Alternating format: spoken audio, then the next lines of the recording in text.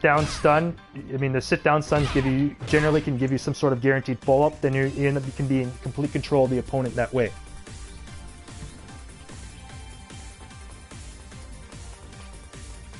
I just also want to give you a little small heads up. If you do end up comboing someone with H+K, generally in open space you'll use 9K, but in a corner you'll have to use 3-3K because 9K is a wall slam move, so you do have to be a bit careful. Although on the other hand, wall slam, depending on how far you're in the threshold, wall slam is not necessarily terrible. Like, you don't want an angled wall hit, but if you're worried that you might wall slam after this, just use a 3-3K.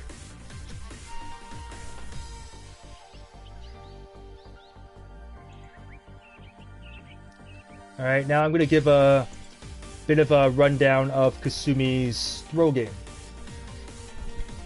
All right, throw game is... Kasumi's throw game is actually really pretty damn good. I mean,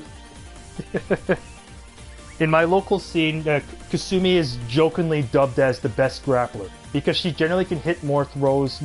She can hit throws more often than like any other character, just due to how well you can lock them down. Like you should just almost count how many times like a Kasumi player hits 236T, for instance. I mean, compared to the slower characters, like Kasumi can generally get in her throws pretty. She can get in her throws pretty commonly.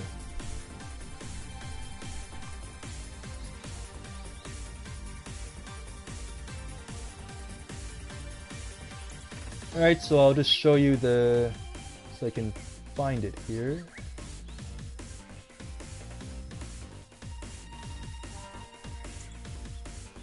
Alright, I'm just going to I'll just give you like a visual show of each of Kasumi's throw. Alright, her 5-frame throw, her neutral throw there, like 45 damage. It is breakable, but a unique attribute of this throw is that it can get environmental damage if you're positioned, and right there, so you get an extra 10 damage. It can also be used to chuck opponents off cliffs into danger zones, so a seemingly harmless 5-frame throw can end up becoming really dangerous depending on where Kasumi is positioned. Your go-to punish throw, for instance, if the opponent does something that is -8 or worse on block and doesn't push back too far, is your 6T. It's your 7-frame throw. She also has 2 other 7-frame throws.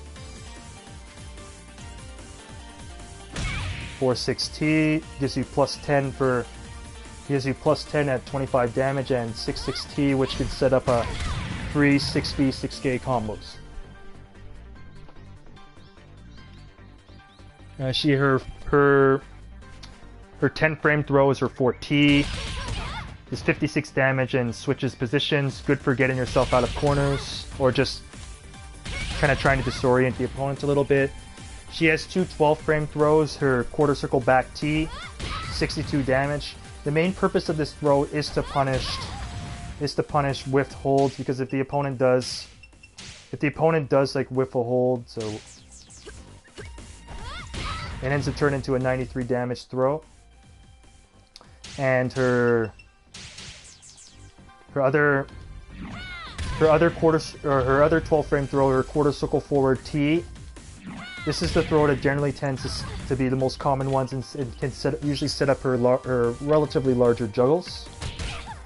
And she also has a 17-frame throw, which is a slower than usual throw. Reaches pretty far also at, let's see, to put in perspective, most throws are around the 155 or like around there. Like, neutral throws are pretty short, but her 17-frame throw reaches almost 2 meters, so it can snatch an opponent from pretty far away. Ends up dealing 68 damage, which would be 102 on high counter. This throw is generally used to punish whiffed holds, but it can also be used if an opponent if they're kind of like locked down in it, and if the opponent's uncertain what to do, then you can usually snatch them up with this throw if you end up mixing them up well. Kasumi has 2 jump-in throws. She has her 8T, which has 2 variations in itself. if you don't push a button, she drops him forward. If you do push back and throw, then she'll just end up changing positions. And then you get an extra 2 damage. The similar throw to that is her 9 TT, which I did utilize a little earlier. I actually tend to prefer this one a bit to 8 Ts because I find that it's slightly less telegraphed, and it comes out slightly quicker. So if you end up using it as a mix-up or like Oki option, I find that 9 PT can snatch the opponents a little quicker. The throw itself ends up coming out pretty much. I mean, the throw's properties end up being the same otherwise. I mean, same damage, even the animation. So yeah. So if you just want your jump and throw, I recommend 9 PT. She has a throw from her Hoshimpo stance. It's the same as her 3-3T, called her Oboro. Her Oboro does more damage when it's just done from neutral, but from stance it still gets solid damage at 60, so that would be 90 on high counter. Because the most common time to use this is when you're basically during a mix-up situation where the opponent doesn't know like what you're gonna do. Like if you have them like stunned or anything, then you can end up going for like a 6T anytime the opponent seems kind of flustered. And also she has her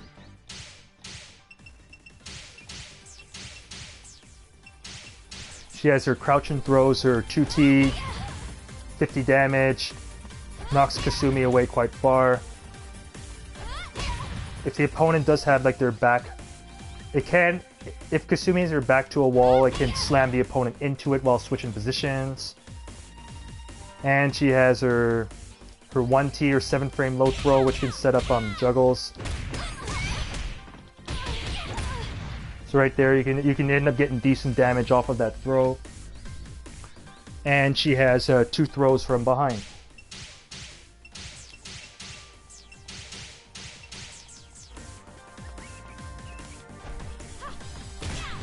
She has a 5 frame throw and a 10 frame. That one was the 10 frame throw, which kind of seems kind of fancy. And right here it's just her simple 5 frame throw, 55 damage. Nothing too special, but back throws, despite being faster, are still technically unbreakable. So if you block something that can leave an opponent at like -6 back turned, then this throw can become the throw is guaranteed. So -6 back turn is actually can be considered unsafe. Depending on how negative it is, if you're feeling lucky, you could try the 10 frame throw. Although, of course, if what you tried to throw wasn't that negative or that unsafe, the opponent can probably strike you back, and you'll get high counter blown. But yeah, but this throw does also her 10 frame throw does have the ability to get wall damage too, even though it can be a little hard to position it because she kind of chucks the opponent on an angle. But yeah, that's her back throw. All right, so just overall, her 5 frame throw and her 6T generally this will be more or less used as like general punish throws. You can also use 5T as like a tick throw or to try and throw someone into the environment. But this throw's general purpose is just punishment while also leaving the opponent in front of you. So if you want to go for like a ground hit or something, so you can get a little Oki after 6T also. 4T, the general purpose of this one is if you just want like quick damage or if you want to like switch positions. Like it still gets like decent damage on high counter. There, 84 on high counter, which actually is not too bad.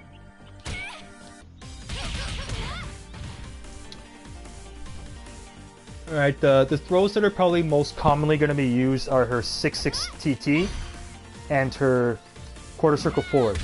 These are pretty much the 2 combo throws that tend to lead to the biggest damage.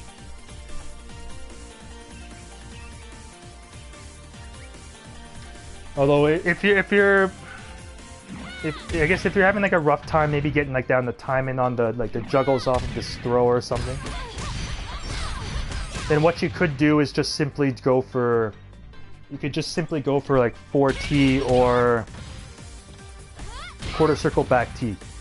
I mean, at a 12 frame throw, it has the ability to punish minus 13 and worse on block. But basically this throw is just if you just want relatively like easy damage without having to worry about the execution of her juggle combos. So yeah, that's an option.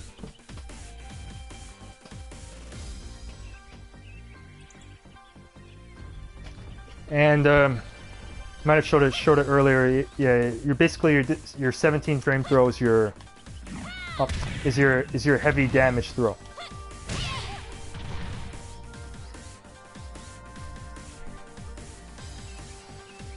If you end up punishing low, I mean for simple damage, yeah, her 2T is usually, I mean her 2T is usually fine, but her 1T actually can get pretty decent damage. Like the juggle I ended up showed a little earlier ended up gotten 61, which is actually pretty solid for a low throw.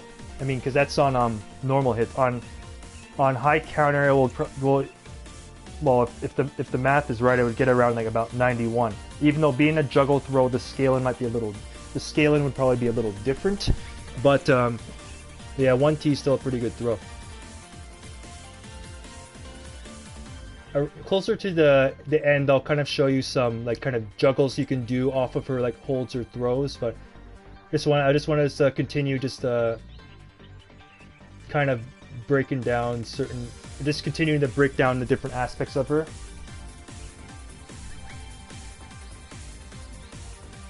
Alright, now I just want to go on to her.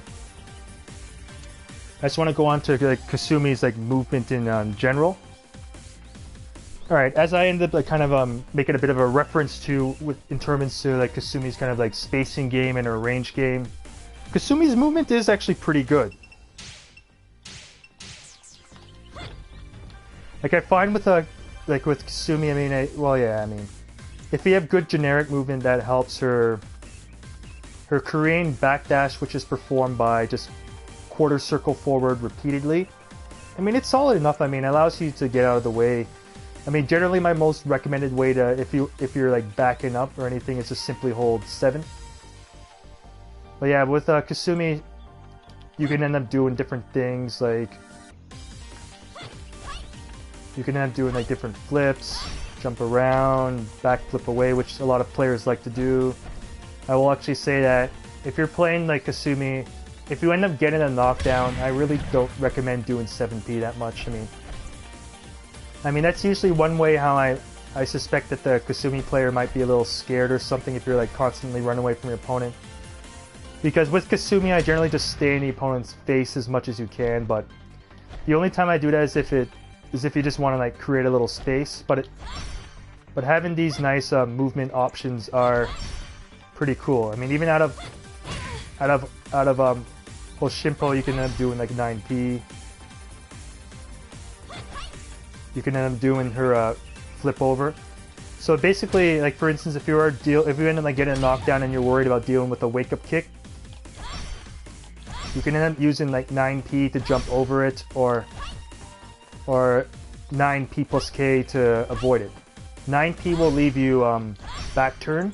So then you can use one of your back turn moves.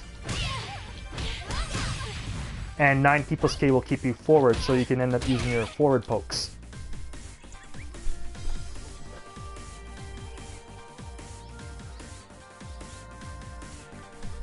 But yeah, obviously if you're in close, you don't have to worry about movement that much. It's just simply if you can use the jump in either to avoid like low wake up kicks or just to like reposition yourself around.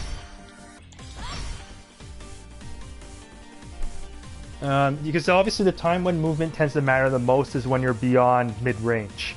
So once you're within mid-range, then it's just simply kind of a case of being careful and not doing anything careless. But the general most notable movement option, as I said earlier, is her Hoshimpo dash. So it can go under highs, but under most circumstances, you can generally just stick to generic movement. So I mean, the main purpose of the movement is just to be able to the main purpose of movement with Kasumi is just to get her in the right position to get her offense started. So it's basically your main focus should be around a combination of get in, but also trying to keep yourself relatively safe if the opponent does end up it trying to mount a counter attack of some sort. So yeah, those are things to keep in mind. All right, just moving on now to Kasumi's safety. For Kasumi, similar to like her kind of a spacing game, Kasumi's safety can become a huge liability if it's like misused. What I mean though is a lot of her strings, if you end up like finishing them, they are like unsafe on. They are unsafe if they get blocked. So I mean overall, I wouldn't really say that Kasumi's safety is terrible. I mean, like she definitely has ways to be played safely, but she is one of the less safe characters in Dead or Alive 5 last round.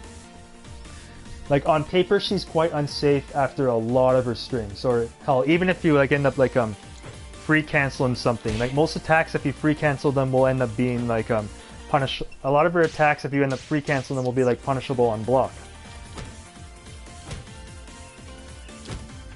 Well, even though like you're not gonna like throw punish a K, but if someone does end up like reading free cancel, then you can be, well, even though 3K is generally safe, but if they end up like properly reading the free cancel, you can be technically unsafe on block.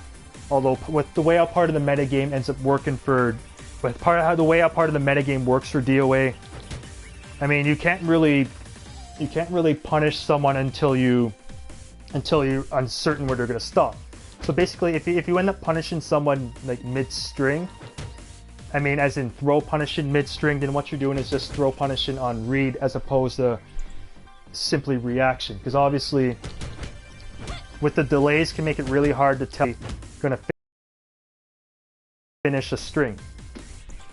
But obviously, if you're just simply mashing and just, which is I guess a really common one, these ones can be like these players that do that are just kind of asking to be chucked around and throw punished, but yeah, you kind of get the general idea that Kasumi's safety generally comes from string manipulation. Like being able to free cancel effectively is really important with Kasumi. If you can't really free cancel or delay your strings well, then you may have some trouble against opponents with strong defense with Kasumi. So that is a thing that to keep in mind to be able to open an opponent up.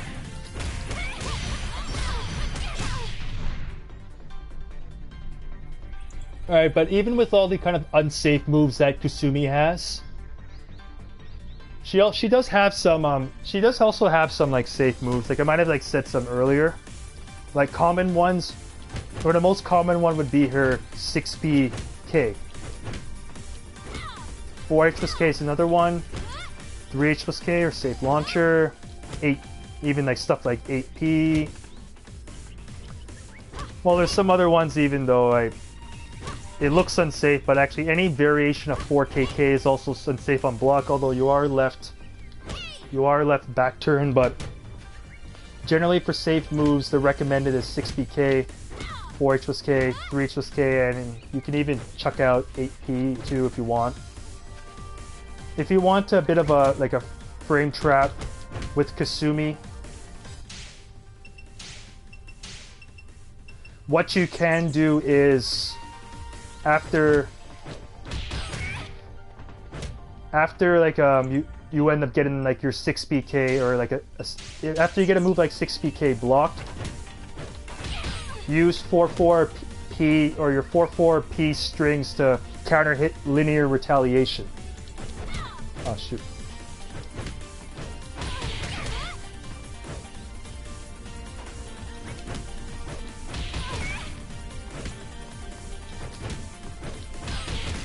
You can even do another 6PK. So I find that that is a neat string to use if you end up doing something that is safe. You can end up just doing 4/4P right after.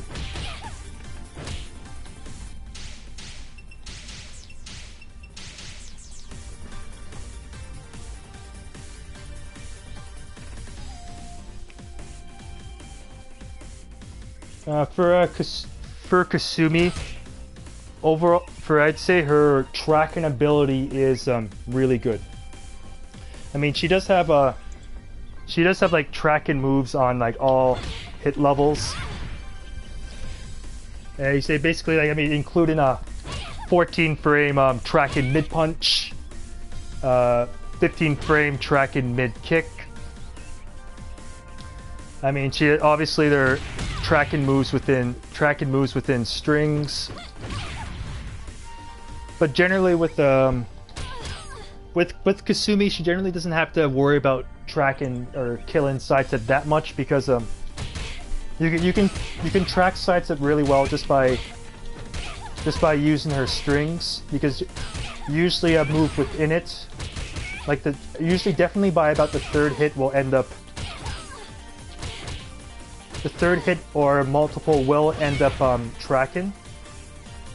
I mean, I won't end up listing out all her tracking moves because I mean the Runaway Ninja does have good videos on going over all the tracking moves. So basically, I will kind of just say some kind of like go-to. Most common tracking move I recommend is her P+K.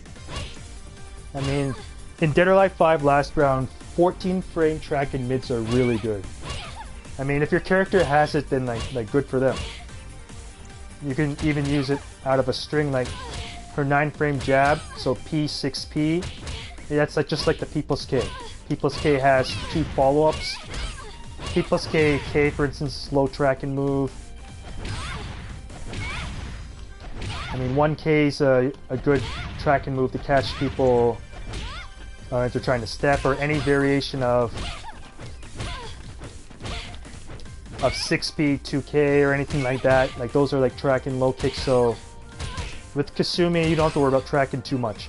If you end up if you're actually feeling a little bold and know someone can sidestep, you can counter hit them with H+K and get you can counter hit them with H+K and get like pretty decent juggles out of it. Like that's just for one counter hit. This is just from like one counter hit H+K. So into the wall, you end up getting over 100 damage. It's a 17 frame high kick I initially used. So I mean, like on paper, that might end up seeming a little slow, but obviously it can be, like these two moves can be used as deterrents to stop sidestep attempts. Of course, the biggest way to stop sidesteps is just simply go through your strings. And yes, also 6PK does have the benefit of also being a really good tracking move too. So it pretty much turns her 6P into like a tracking move. For range, Kasumi has a ranged step kill. I might have like shown it earlier. Her 6X H+K reaches like really far, like wow, over 3 meters.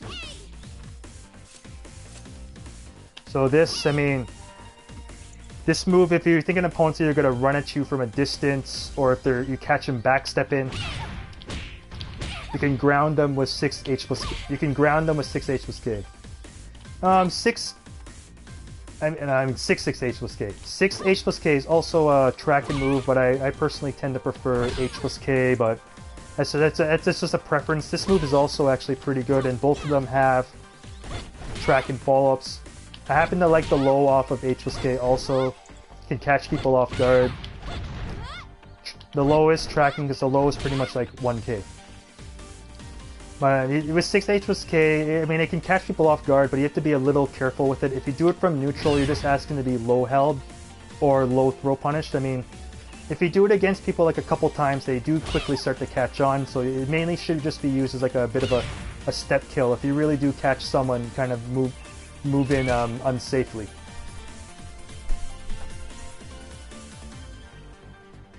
The nice thing though also about Kasumi having solid tracking is that a lot of times what it does is it forces opponents to have to deal with their free cancel and string pressure, because they're not really going to be able to sidestep anything, so you can end up running the mix-ups.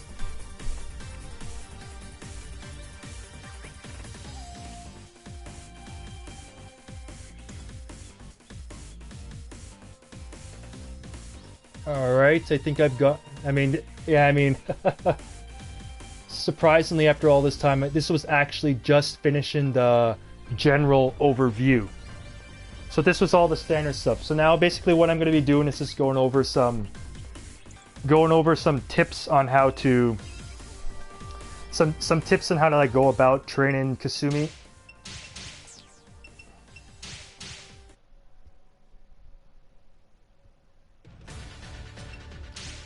Generally, if you're taking up Kasumi, if you just the first thing I do recommend is go through her command training. Go through it a few times. I mean, usually I recommend at least 5 times. Although for Kasumi, you might not necessarily have to go through it that much. Once you get familiar with command training, you can try combo challenge.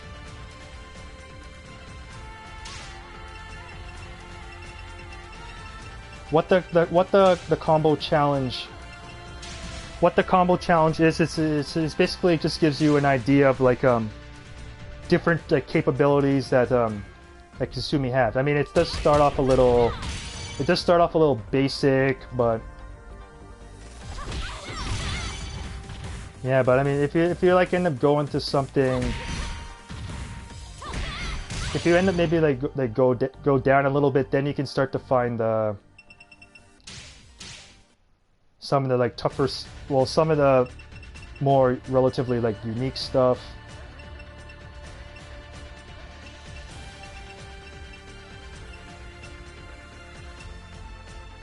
Oh wow.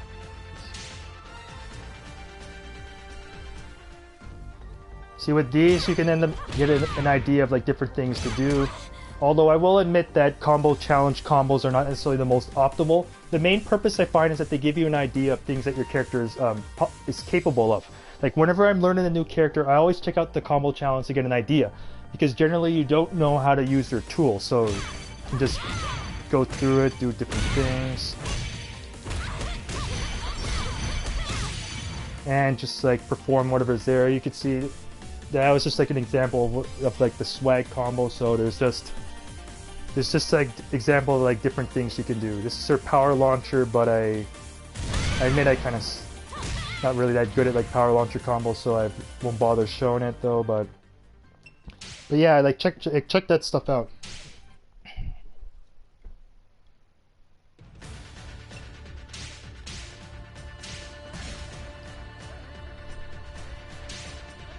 All right, once you're good with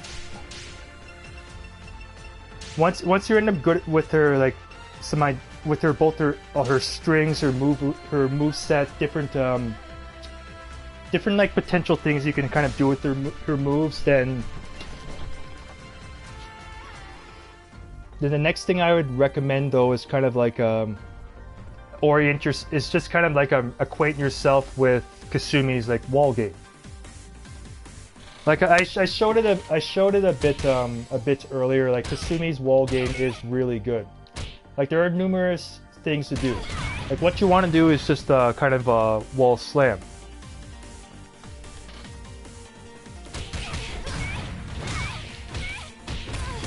All right, right there is just generally the recommended combo.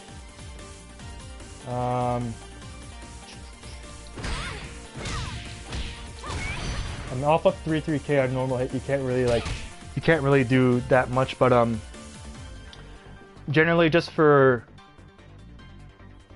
combos I ended up showing you earlier generally they usually work on most characters. Some stuff might not, like for instance on a super heavyweight you might have to alter it a little bit, but these are just generally like your go-to kind of stuff. When you're at a wall, I will let you know that that 3-3T is actually pretty. It does do really good damage. Like there's 75 damage. 2-3-6T is also good in front of a wall, but right here it's actually under a ceiling, so it ends up changing the properties and makes it almost a completely different throw. 6T has a wall version there, ends up getting an extra 10 damage. 4T I think also has a wall version, but I think you have to have your back to the wall,